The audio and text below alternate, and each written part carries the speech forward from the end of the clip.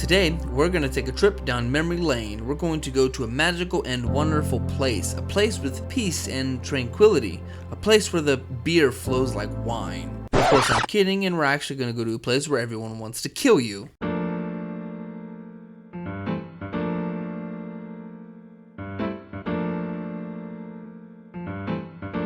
We're heading to Liberty City, a place where you're introduced to Claude, and of course you don't actually know what his name is until GTA San Andreas, but we're not there yet.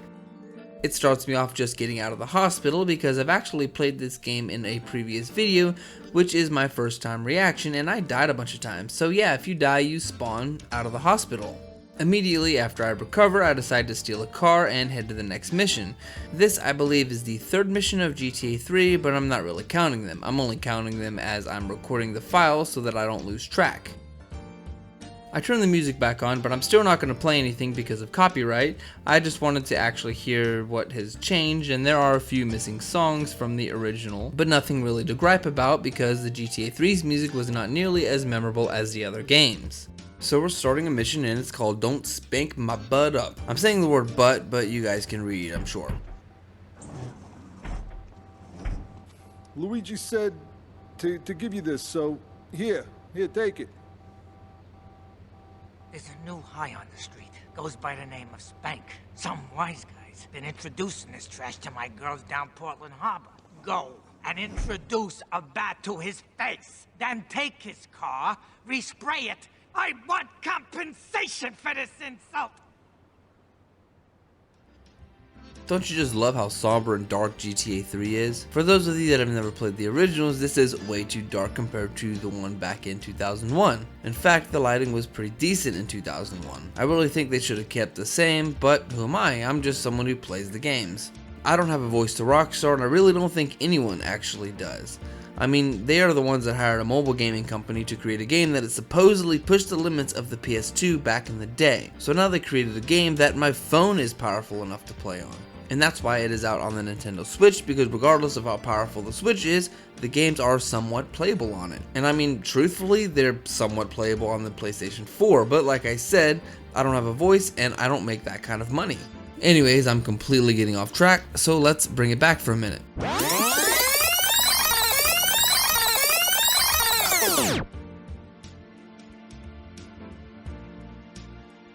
I grab the baseball bat and I steal the truck because it's better than my car. If you don't remember, the past 2 minutes I had a car before I had this truck. I head down to the mission area and I beat the living tar out of this guy, and then I steal his car. He's having a really bad day. When I steal his car, I take it down to get it resprayed.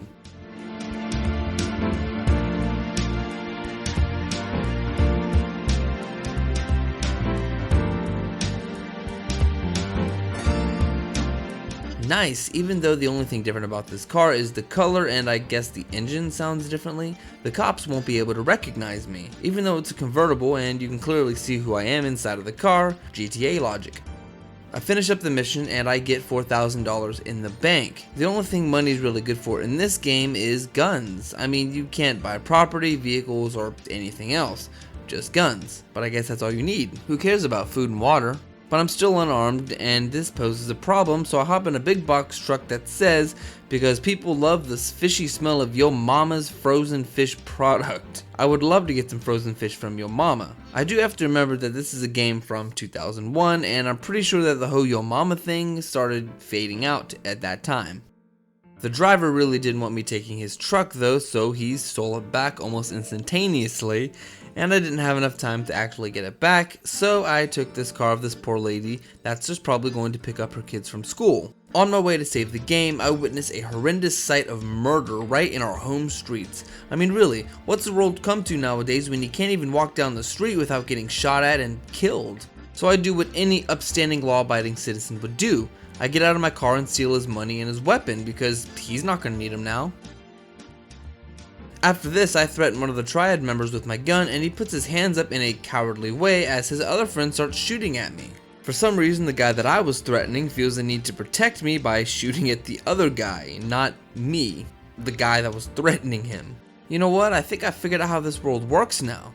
As long as you threaten people with a gun, they'll start protecting you. Wow, I never knew that. But in this commotion, I decide that I'm going to take an exit, and I get in my car and drive about 10 feet because I'm lazy. And I go inside the ammunition to see what toys I can buy. And by toys, I mean what is currently out of stock boomsticks. So yeah, me coming here was a complete waste of time, so I decided to save the game and start my next mission.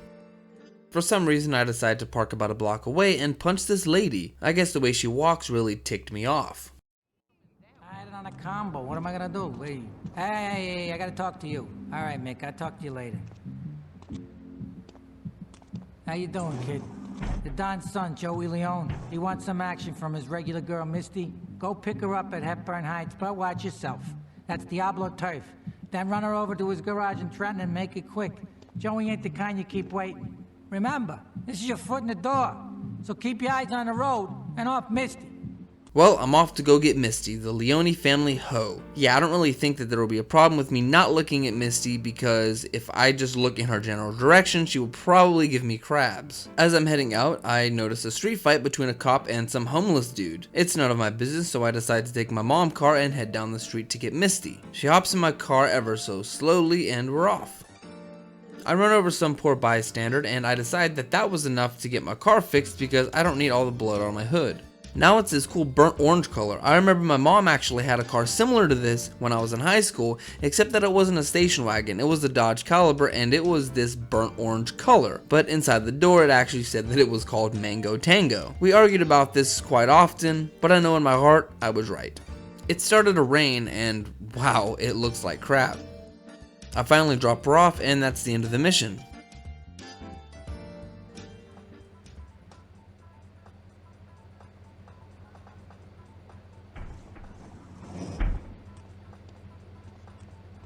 Joey! Am I gonna get to play with your big ends again? I'll be with you in a minute, Sparkplug. Hey, I'm Joey. Luigi said you were reliable, so come back later. There might be some work for you. All right? Misty's voice is ridiculously annoying. It makes me want to bash my head in with a mace. Pause the video and Google what a mace is if you don't know what it is. Spelled M-A-C-E. Did you do it? Good, now I don't have to put in the extra work to put the photo up. Just then, a truck that said Turtlehead Fishing Company cut me off. If you don't know what a turtlehead is, that is definitely something that you need to Google right now. I'm not going to explain what it is here, but I really love the horrible jokes that Rockstar throws in their games, no matter how unsatisfying the remasters are. So I go ahead and save the game and head to the last mission that I'm going to be doing for this video. I think 3 is probably enough, and it's called Pump Action Pimp.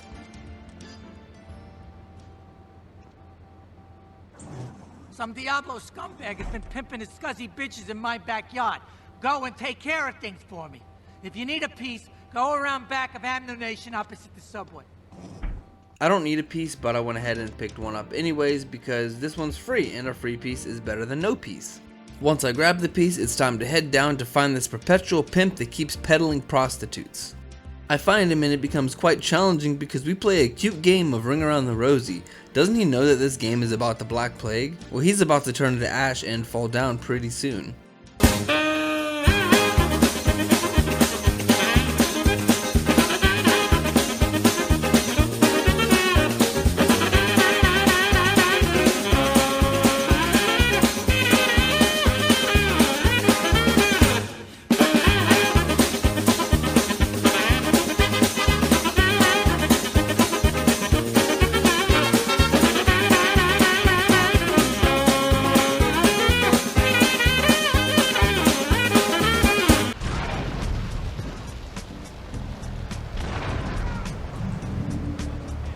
Like I said, ashes ashes, he fell down.